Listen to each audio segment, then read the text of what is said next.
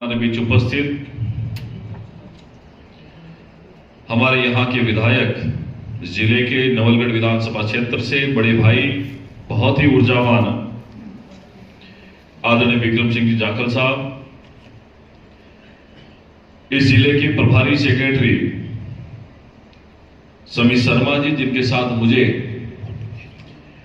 जब मुझे राजस्थान सरकार में मंत्री बनने का अवसर मिला, उसके बाद में थोड़े ही दिनों तक हमने साथ काम किया और दोबारा इस झुंझुनू जिले का प्रभारी मंत्री बनने के नाते उनके साथ काम करने का अवसर मिल रहा है। ऐसे बहुत ही ऊर्जावान, जिन्होंने व्यवस्था परिवर्तन के लिए अपने आप को एक ईमानदार अधिकारी के रूप में, जिन्होंने राजस्थान में अपनी पहचान बनाई है। और हमारा सौभाग्य है कि झुंझुनू जिले में ऐसे हमारे सेक्रेटरी हम सबको मिले हैं।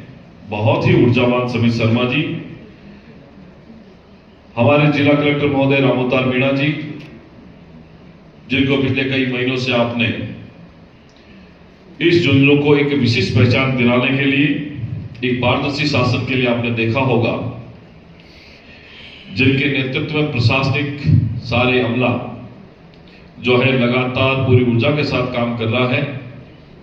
हमारा जिला कलेक्टर महोदय, साथ ही हमारे साथी रवि सैनी जी नवलगढ़, और मंच पर उपस्थित आदरणीय रामेश्वर लाल जी, धर्मपाल जी, महेंद्र चांदड़िया जी, अजीत द्विवेदी जी, अभिषेक चोपदार जी और जिला प्रशासन, रीको, जिला उद्योग वाणिज्य केंद्र के संयुक्त तत्वावधान में राजस्थान सरकार के इस बहुत ही महत्वपूर्ण अभियान के निमित्ता झुंझुनू में,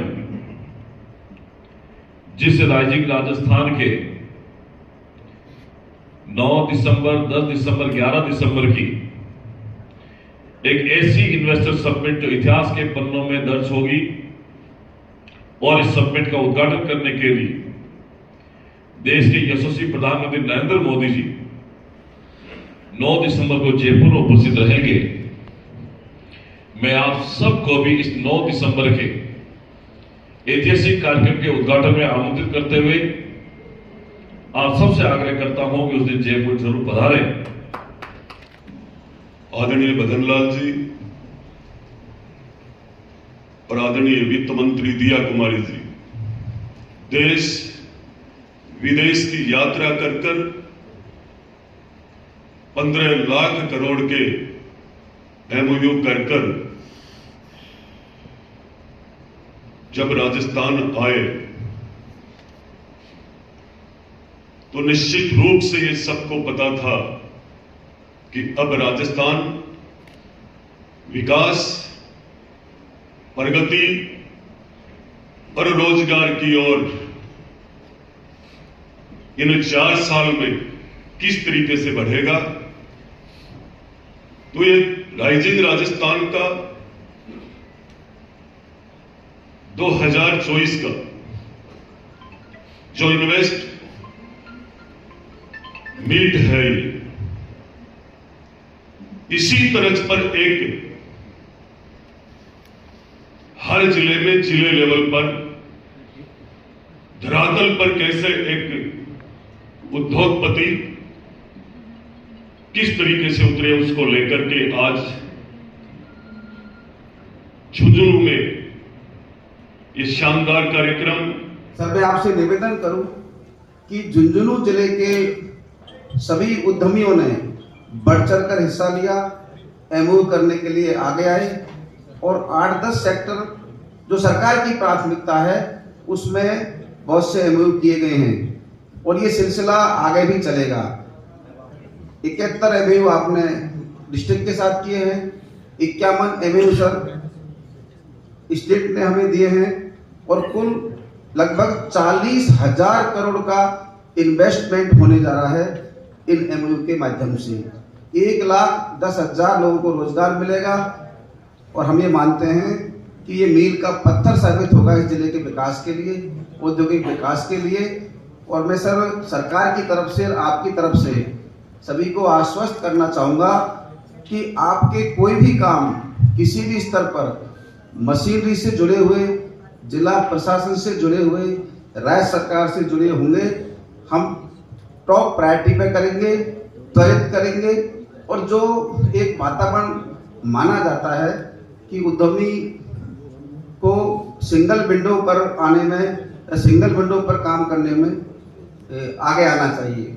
सरकार ने माना है कि जो पूर्व की जितनी भी खामियां हैं या कमियां हैं उन्हें दुरुस्त किया जा रहा है। तो संवेदनशीलता से, पारदर्शिता से झुंझुनू जिले में जो आप स्थापित करेंगे इकाइयां, उद्योग, मैं आपको मेरी तरफ से भी आश्वस्त करता हूं कि आपका सेम डे काम करेंगे।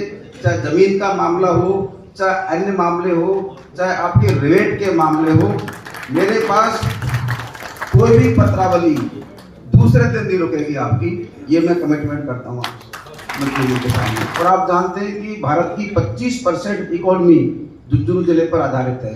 यहाँ के उद्योगपतियों का 25% योगदान है।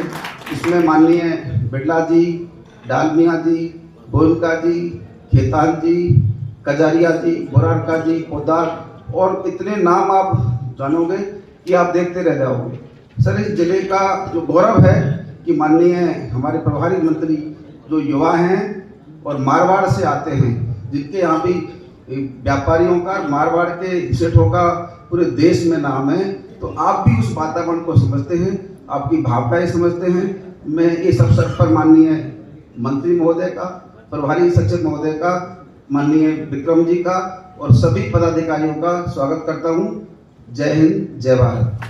बहुत बहुत आभार। एक बार पुनः राज्यपाल जी का आभार। और उसके उपरांत राजा राम जी लुणाइट से दादा बीसा solar energy private limited 14 crore की लागत से 10 कामगारों को रोजगार सृजन देने का काम सोलर प्लांट में आप की निवेश इकाई कर रही है।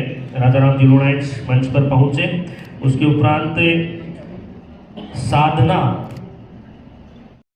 इसी कड़ी में हम सबके बीच राकेश कुमार जी देवटिया, संतोष फीड मिल, केटल फीड विनिर्माण।